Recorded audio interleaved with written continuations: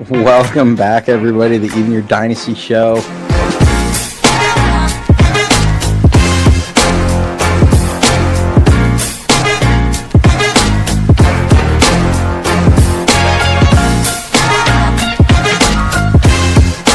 We just got breaking news in.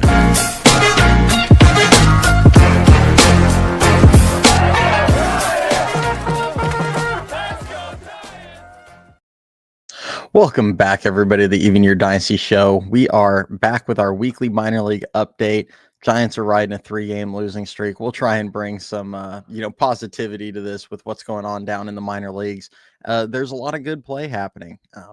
Almost every team has been playing really good ball down there, even in Double-A Richmond, where they've had just a really terrible season. I think they're like second in the standings since their All-Star break. So over the last 3 or so weeks, they've been playing much better baseball for about a month and a half now. So better ball going on down on the minors. The San Jose Giants have the best record in their league. They've got like a 71-37 record going. Lots of good performances coming out of the prospects. We've had recent years where it felt like maybe one or two guys had good years and a lot of underperformance going on. And this season it's been the opposite on that side of things, where there's been a ton of guys having really, really strong seasons. So we're going to talk pretty much top to bottom. We're going to run through all the levels as we always do. Starting it off with AAA Sacramento, who went 6-0 for the first time ever. They swept a series, which is kind of crazy to hear that it's the first time, but 6-0 versus Sugarland. They're now 60-54 on the season.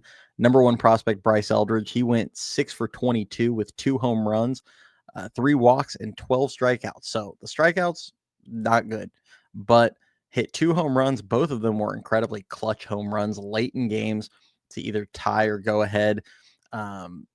He is definitely, kind of trying to kick the door down, force their hand a little bit. The strikeouts are going to hold him back a little bit. I have a feeling, as I mentioned in detail on the last show, August 26th is kind of my date that I've circled.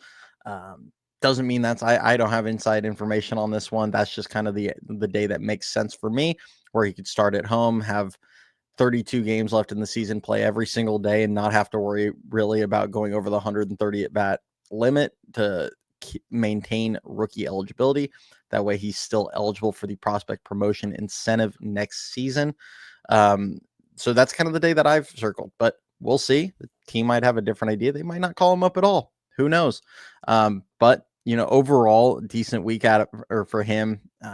Just hopefully he can get the strikeouts kind of under control. It's going to be a concern for him, but it is something that he has adjusted in every level. So I do think he'll whittle those down a little bit.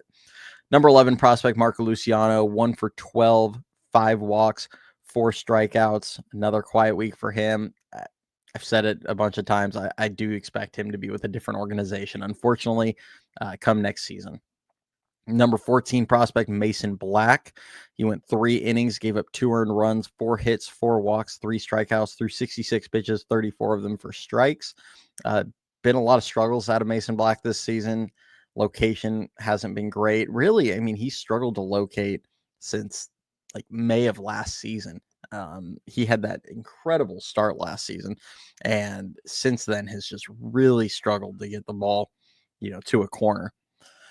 Number 15 prospect, Trevor McDonald, 5 innings pitched, 2 earned runs, 5 hits, 3 walks, 10 strikeouts, 89 pitches, 58 for strikes. I still really like Trevor McDonald as a relief pitcher option. He obviously had a good start this week. Been a bit up and down for him. I think with the Giants being a little thinner on the bat, in their bullpen at the moment, he's a guy I would definitely look at. I mean, he'll run his fastball up into the upper 90s, a lot of like 95 to 97. If he's only throwing 1 inning, I could see him getting 97, 98. Maybe he adds a tick to that, and then his slider is really good. And you give that combination in the bullpen, he's got a chance to be pretty successful and potentially like a high leverage reliever. And overall, in the year, he's had pretty solid command. Can get a bit erratic at times, but I mean, if you're using a guy like Eric Miller late in games, I could definitely see Trevor McDonald blossoming into like a late inning reliever potentially down the road. Number 19 prospect, Trent Harris. He pitched in 2 games, went 2 innings pitched, no earned, 1 hit, no walks, 1 strikeout. He's now had scoreless appearances in 7 of his last 8 appearances, if you count the Futures game where he got 2 outs in a scoreless appearance. And even if you don't, that's still 6 out of his last 7. So he got off to a really horrible start in AAA, struggled a ton. He seems to have made some adjustments. He's not striking out as many hitters, seems to be attacking more, trusting his stuff, getting outs. And he's throwing the ball much better. And I'd be a little more shocked now if he makes it to the major leagues this season. I do expect it to be kind of a 2026 opening day roster threat, maybe just sometime middle of next season. But I do expect him to be within the next year. I think he's going to be on the major league roster. Number 22 prospect, Wade Meckler, 2 for 16, a double, 2 walks, 5 strikeouts, and a stolen base. The bat's kind of gone quiet for him the last couple of weeks. He has been back in the outfield primarily, hasn't been playing a ton of second base. We'll see. He's another guy. They're technically on his last option year, though he has less than 5 years of service time. So there's a pretty decent chance that they add an option year for him and he'll have one more. So I think that's part of why the Giants aren't in as big a hurry to try and bring him up. With all the injuries he suffered in the last couple of years, it's really limited his opportunities. So it would be good for the org if he, does end up getting that one extra year, or that one extra option year, so they can hang on and try and see if he can figure out if he can develop into a decent defender somewhere. Because the bat will play. It's just, they've got nowhere to put him, and he doesn't provide enough power to offset the fact that he's a pretty big net negative in the field. Blade Tidwell had possibly the best week of any prospect in the system. He, newcomer, he's not ranked currently on the Baseball America top 30 for the Giants. I would anticipate that changing in the very near future. They just haven't done a reshuffle in the last month or so since the trade happened. But he pitched in 2 games. First start, 5 innings pitched, 2 earned runs, 4 hits, 2 walks, 9 strikeouts through 86 pitches, 53 for strikes. Second start, 5 innings pitched, no earned runs. Sorry, it wasn't a start. He came in relief for Landon Roop. 5 innings pitched, no earned runs, 1 hit, a walk, 7 strikeouts through 78 pitches, 53 of them for strikes. You'll see in the highlights, the slider is absolutely nasty. He throws 2 different movements. He has a big sweeper, also throws a gyro slider.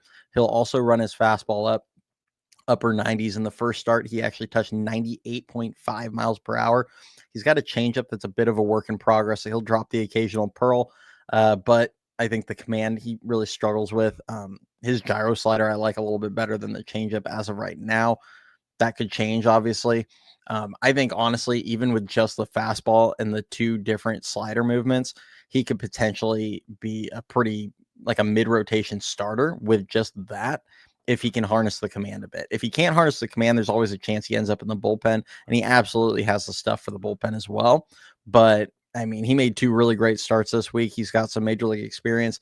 I'd love to see him get, a look up on the major league roster at some point. We've talked about getting Wizenhunt the rest of the year. Obviously Wizenhunt has struggled. My thing with Wiz will have nothing to do with, his performance at this moment. Like, I would give him the rest of the season just fine if I wasn't concerned about his innings.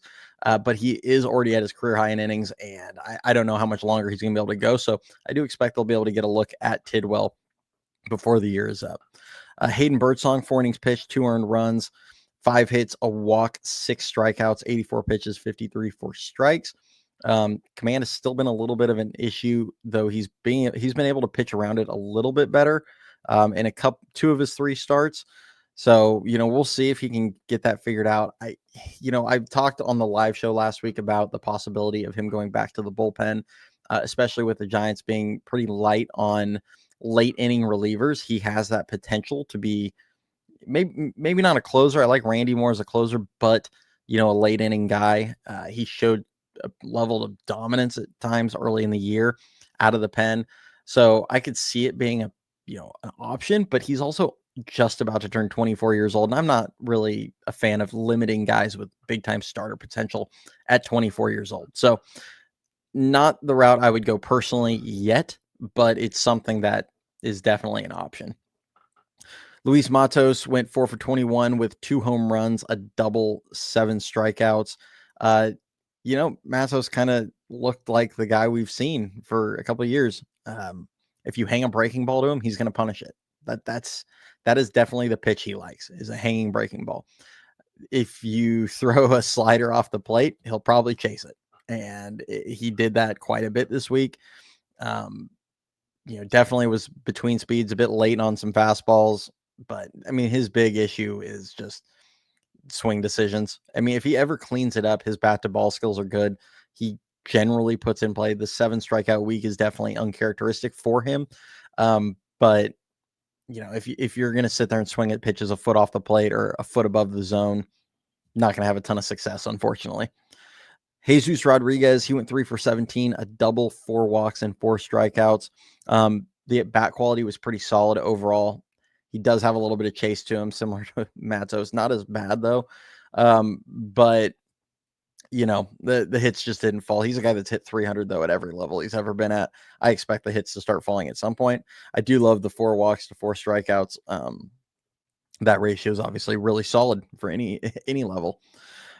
Tyler Fitzgerald, 3 for 21, a double, 6 strikeouts. Another quiet week for him. He's been really struggling down there.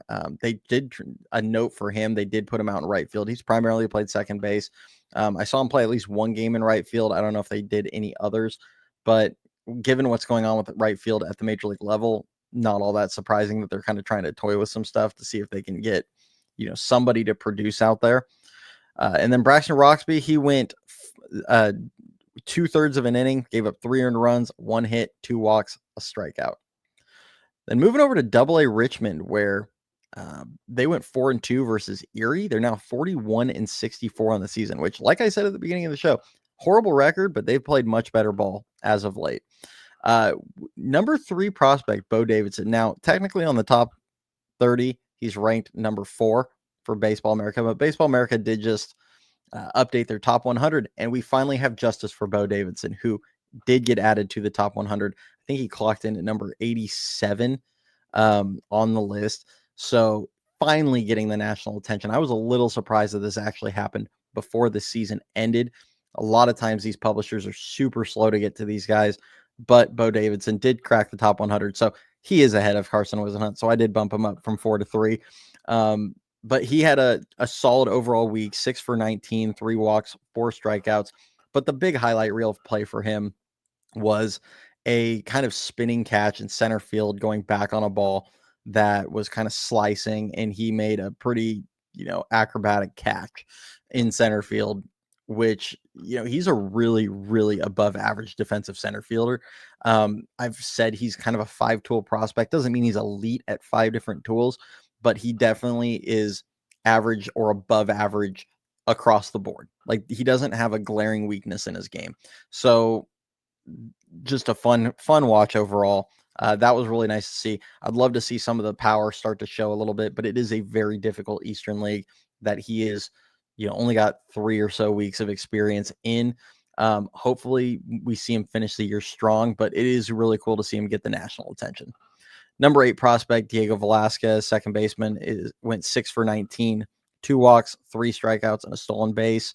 Hopefully he can creep his average back up. That's where his value is going to be. Defense, put the ball in play, hit for a high average. And this season, we've seen a dip in performance, but again, super difficult league to hit in.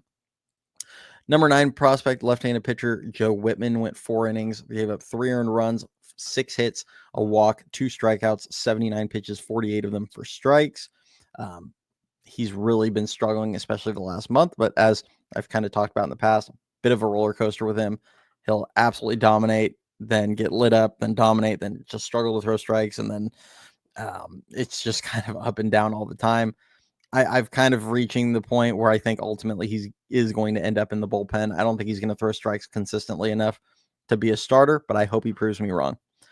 Number 28 prospect, Jack Choate, 2 games, 2 2/3 innings, 1 earned run, 3 hits, no walks, and a strikeout. I don't know if this is innings management or what the deal is, but they did take him out of the rotation for this week, pitched him in a couple games where he only threw about an inning each. So it could be an innings management thing, not sure. He is pretty high up in innings for the season, near his career high, with 4 weeks to go. So I'd imagine he will still make some more starts, but I think they might have just been trying to give him a bit of a break. But he has had probably the best season in Double A of any player. He's been very solid. He's got like a sub 3.4 ERA. He's been striking out well over a batter an inning. I think he has like 103 strikeouts in about 85 innings this season. So he's really, for a guy that doesn't have overpowering stuff, been very impressive. So we'll see kind of what they do going forward. But I thought that was kind of an interesting note for him. Scott Bandura, he had a really solid week. 8 for 25, a home run, a triple, a double, 3 walks, 8 strikeouts, 2 stolen bases. Kind of did it all. Would love to see the strikeouts cut, dial back a bit, obviously, but probably his best week in Double A since he got called up. So really good to see. Hopefully he's kind of turning a corner there. Like, I would love to see him and Bo Davidson really start taking off. Everybody goes to Double A and struggles. Richmond is such a hard place to hit, and the only guy that really hasn't struggled there was Patrick Bailey, or not Patrick Bailey. Well, Patrick Bailey, his second year, but Luis Matos and Bryce Eldridge, like those 3 guys had really good seasons, or stretches, I should say, in Double A, and the team ripped them out of Double A super fast because they didn't want them to sit there and go to go south quickly in that location, which maybe the team needs to be a bit more patient with guys in that level. I get the mindset. They don't want to destroy their confidence, but I would really love to see Bandura and Davidson like flourish in that environment. It's such a tough place to hit. Sabine Ceballos, 3 for 15, a walk, 4 strikeouts. Adrian Sagasti went 4 for 16, 3 walks and a strikeout. Still, that's solid performance from a guy that I view like a backup catcher. That's kind of all that week is kind of what I'm hoping for out of a guy like him, because he's a really good defender. Shane Rodemacher had, he had a couple really great starts to start his Double A career. Struggled this week, 5 innings, 5 earned, 8 hits, 2 walks, 2 strikeouts, 69 pitches, 49 for strikes. That's going to happen for him. He's not a guy that gets a ton of swing and miss. Every now and then he just gets knocked around. He doesn't walk a ton of guys, which is a positive. He's throwing strikes. It's just sometimes he just gets hit around a bit. And then Tristan Vreeling, he made his Double A debut for the Giants organization. Obviously, he came over in the Camilo Duvall trade.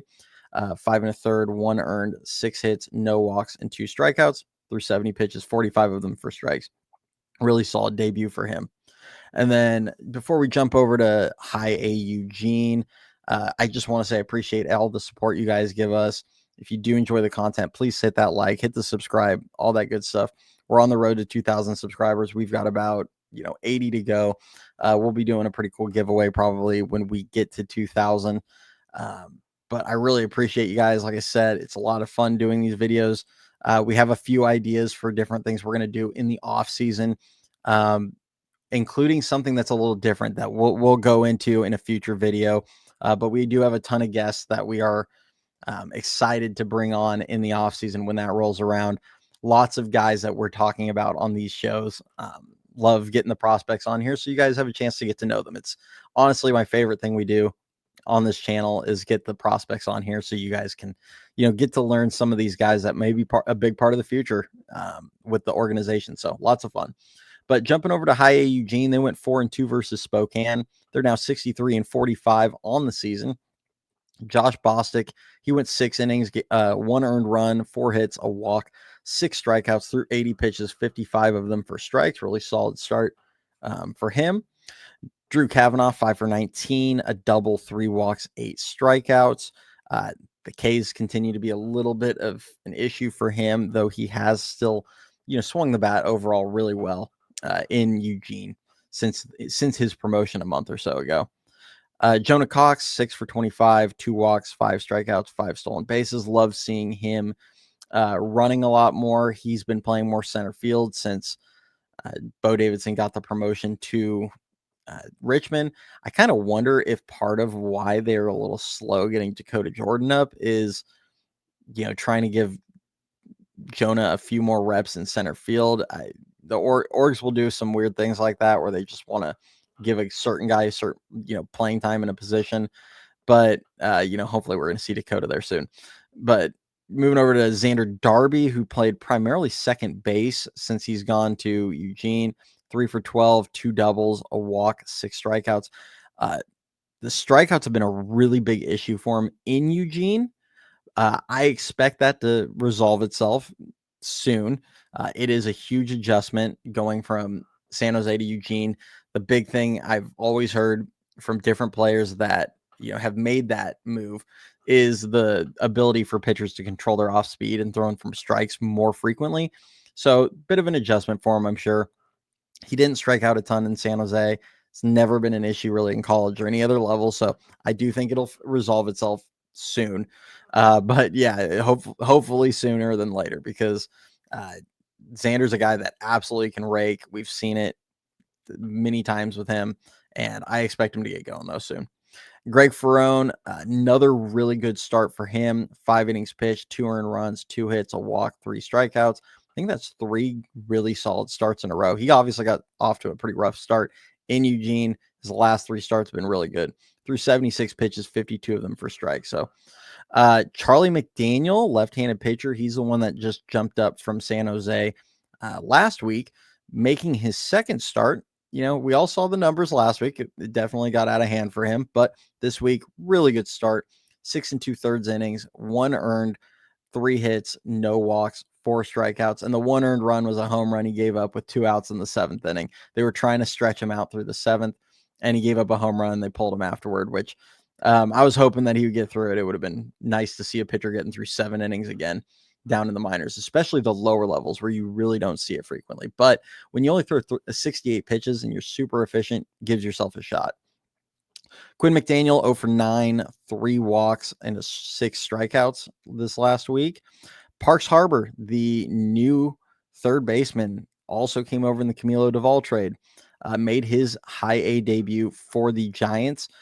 3 for 7 with a home run, 2 doubles, 2 strikeouts. All the damage came in his second game. They had a really solid game, obviously.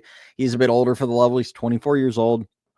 We discussed it when we discussed the Camilo Duvall trade, but he's absolutely crushed A-ball and high A. So, obviously he kind of got our attention, and we'll see. I want to see it happen in higher levels, but, so far, so good. And then Giancarlo Cio went 2 for 9, a double, a walk, 2 strikeouts. Charlie Zacconi, 5 for 26 with 8 strikeouts, did have a walk-off hit in the in one of the earlier games this week. Moving back over to San Jose, A-ball, they went 4-2 versus Visalia. They are now 71-37 on the season. They're having a great year down there. Even though they've turned over some talent, obviously, Carlos Gutierrez is dealing with an injury. Jacob Christian, Xander Darby, Greg Ferrone, all Maui Ahuna, all guys that have gotten promoted. Drew Kavanaugh. I mean, they've turned 5-6 players over to Eugene, Giancarlo Cio, guys that are just having great years that have moved on to Eugene, and they just haven't seemed to really miss a beat in San Jose. They just keep playing good ball, game in, game out. Of course, they've also added a lot of talent. We're going to go over a few of those guys. None bigger than number 5 prospect Johnny Level, who's, I think, to me, the next candidate, next guy we're going to see hit that top 100 list. He is 18 years old in San Jose, having success. Did some good things, obviously, this week. Went 7 for 24, a home run, 4 walks, 4 strikeouts, a stolen base. He was really known for his low strikeout rate paired up with a high walk rate, and hits for a high average. Has some sneaky power, has some good plus speed. He'll steal you a good amount of bags. Just a really solid week for him. And, being 18 years old, the age thing works in his favor. He was, by scouts, kind of talked about as the best prospect in the complex league this past season. I expect him to hit top 100. I think it's going to happen in the offseason.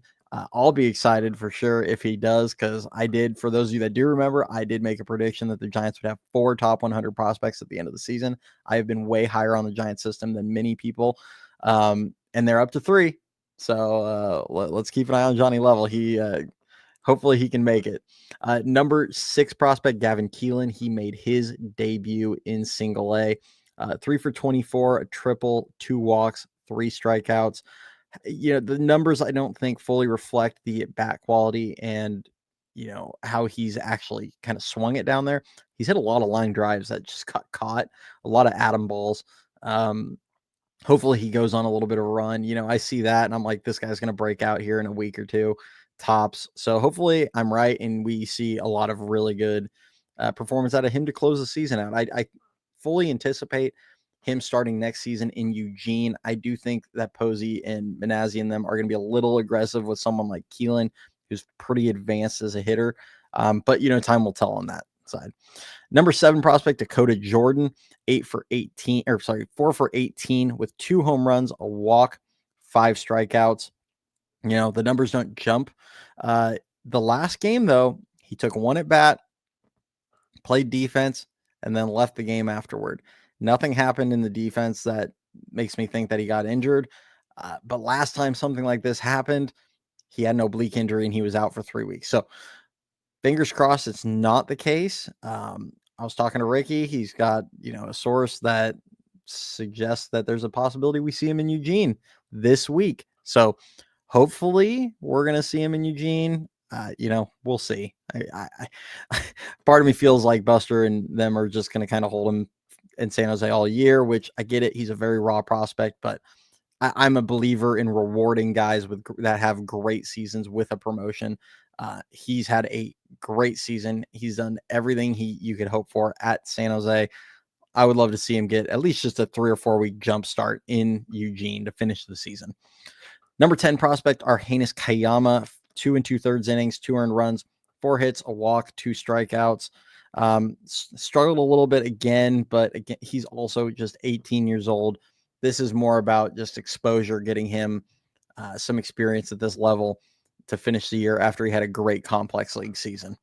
Number 16 prospect, Jacob Bresnahan, 5 innings pitched, no earned, a hit, no walks, 8 strikeouts, 72 pitches, 55 of them for strikes, 1 player of the week honors again. I think he's won player of the month a couple times. He's won several player of the week in his time in San Jose this season. This is I did some digging. It's his 5th start of the year where he's gone at least 5 shutout innings and given up 2 hits or less. And he's just been dominant. I messaged Jacob, said, congrats, how many of these you're going to win? And he said, hopefully a couple more. So love the reaction out of Jacob on that one. He's a great kid. Hopefully we see a few more of those out of him. I mean, he's been phenomenal. He's another guy that I think has top 100 prospect potential. He probably won't get that national exposure till he does it in high A or double A. He might need to advance a little bit before he gets that attention, kind of like what happened with Bo. Although Jacob's a bit more highly touted coming out. But I think he's got that upside. The fastball is really good. The changeup is really good. The slider has high potential. It's a bit inconsistent, the shape on it.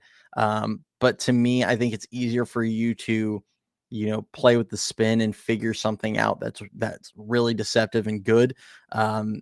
If you already have a good fastball changeup, like I think those are a little harder to develop personally than the slider off speed. I think he can find something that will work for him well with those other two. Number 18 prospect Keener Martinez made his second appearance in San Jose since the complex league season ended. 3 innings pitched, no earned, 4 hits, a walk, 5 strikeouts. Got a strikeout with like all 3 of his pitches: fastball, slider, changeup. They looked really good. He's got great stuff, but he is 20. So making his debut in San Jose at 20, obviously it's not too old for the level or anything like that, but that's kind of why he's not ranked as high as like Argenis Kayama. I think it's an age thing, but I would say his stuff is probably every bit as good as Kayama's. Really nasty. He's a guy that I think in the next year or two we're going to see really climb the rankings. I think him, between Kayama, Bresnahan, Martinez, and De La Torre, those are your 4 best pitching prospects in the system. They're all in San Jose right now. That shows how stacked that team is right at this moment. Number 29 prospect, Jerome Maldonado, 1 2/3, 3 earned runs, 2 hits, 5 walks, and a strikeout. Number 30 prospect, Luis De La Torre, just brought him up. He went 5 innings, 3 earned runs, 7 hits, no walks, 10 strikeouts through 79 pitches, 57 for strikes. The only complaint, if any, for De La Torre since he's been in San Jose, not the most efficient pitcher. Pitch count we've seen climb up there a bit each start, just a little bit ahead, higher than you'd want. But overall, the stuff's really good. This was the best his slider has looked in his 4 starts. Obviously, it's been his worst start, given that he actually gave up earned runs, which he hadn't in any of his previous 3. But to me, this is the best his sliders looked, and that's really encouraging because it has really good potential. Just struggle to command it at times. Trevor Cohen he was the 3rd round pick in this last draft. He made his debut in San Jose, 5 for 18 with 5 walks, 2 strikeouts, and a stolen base. Obviously power was not his calling card at Rutgers. So hopefully we do see a little bit of the extra base hit. He hits the ball really hard, just a lot. I remember the average launch angle was like negative 0.3. So line drives, ground balls, tons of them. He does have some solid speed. He'll steal you some bags. High contact hitter, the 2 strikeouts, you can see it. I expect him to have a very good walk to strikeout ratio in his career. But hopefully they can tap into some of the power. I don't want him to try and turn into something he's not, but just a little bit more extra base power is all I'm hoping for. Lisbel Diaz, 7 for 21, 2 doubles, 2 walks, 6 strikeouts, and a stolen base. I didn't catch the highlight for it, but he also did make a tremendous throw, basically to win the game on Sunday that maintained a lead with, I think, 2 outs in the 9th inning. I believe it was a second out in the 9th, and he cut down a runner at home in a game they won by 1. So really cool throw or play for him there. He's been playing primarily left field in San Jose. Right-handed pitcher Hunter Dryden, 5 innings pitched, no earned, 2 hits, 2 walks, 7 strikeouts, 78 pitches, 46 of them for strikes. Another guy having a really good year, 17th round pick last season. Hopefully we see him, maybe he gets a couple starts in Eugene, but if anything, he's had a really solid kind of rookie season, so to speak, in Pro Bowl. Junior Marte, the player they received in the Mike Yastrzemski trade, had a really solid debut for the Giants A-ball affiliate in San Jose. He was having a good year in Kansas City for their A-ball team, I think in like the Carolina League. But this last week, 4 innings pitched, an earned run, 2 hits, 2 walks, 4 strikeouts, 54 pitches, 36 for strikes. Walker Martin, he's been playing third base in San Jose. He went 6 for 23, 2 doubles, 3 walks, and 9 strikeouts. Strikeouts have been starting to come up again for him, but he is hitting now about 250 on the year with an 800 OPS. Very big strides out of Walker Martin from last season to this season. Obviously, he's not 100% where you want him to be, but I've said it in the past. I'm a big arrow up guy. If you're trending in the right direction, you're on an upward trajectory. I really like to see that out of prospects, and he's very definitively on an upward trajectory. So hopefully we keep seeing growth out of him, and he keeps, just improving year in, year out, month to month like he has. Nico Mazza, he went 4 2/3, gave up 1 earned, 4 hits, 3 walks, 5 strikeouts, 89 pitches, 51 for strikes. Robert Hipwell, he's been playing primarily first base. He went 3 for 14, 2 doubles, 4 walks, 4 strikeouts. Did make an pretty rough air in the last the game that Kayama pitched in. Little pop up that Kino Martinez was pitching in. Little pop up that it just landed in his glove and it just popped right out. Just kind of whiffed it. It's his 14th error of the year. Hopefully he can clean that up a little bit. It's just something to kind of monitor, but I really like his upside, especially in the batter's box. Jeremiah Jenkins, 5 for 17, a double, 3 walks, 2 strikeouts. Just kind of seeing his numbers slowly climb up. I've said it a few times, though. I just want to see the power kind of play a little bit more frequently with him and more consistently.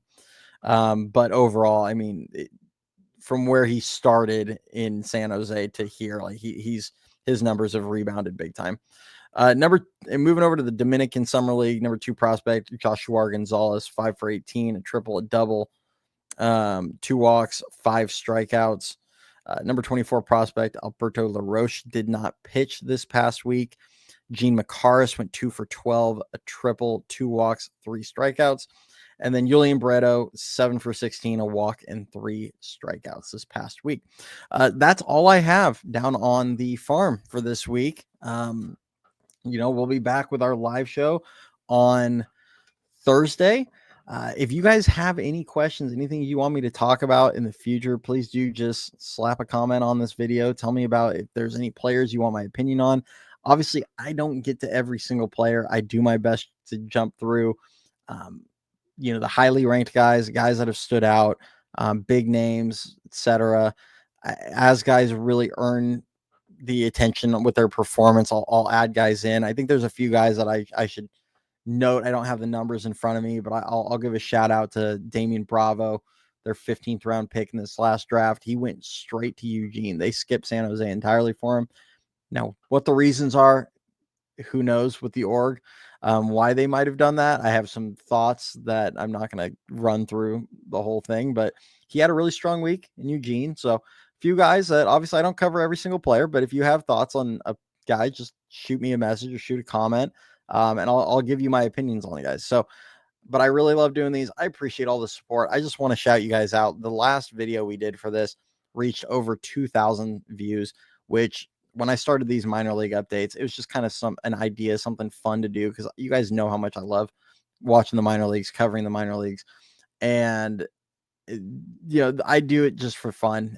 But these are a ton of work. They're a lot of cutting highlights, pulling numbers, all that stuff. Definitely a ton of work to do these videos, but I love doing them. And to see the support you guys give these, I can't express how much I appreciate you guys. So thank you guys. We'll see you all on Thursday with our live show. Go Giants. Hopefully we get a couple wins between now and Thursday, because I don't particularly want to talk about a team on a 5-game losing streak. So hopefully they can win a couple against San Diego to close the series. And we'll see y'all then.